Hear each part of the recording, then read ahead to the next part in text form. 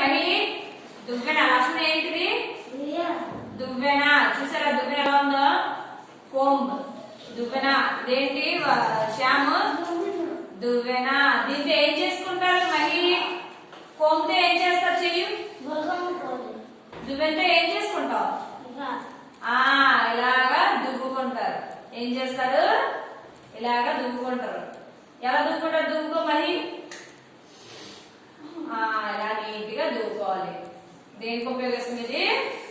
ఇలాగా చక్కగా దువ్వుకోవడానికి ఉపయోగిస్తాం. రోజు దువ్వుకుంటూ వస్తున్నారా స్కూల్కి మీరు? మహి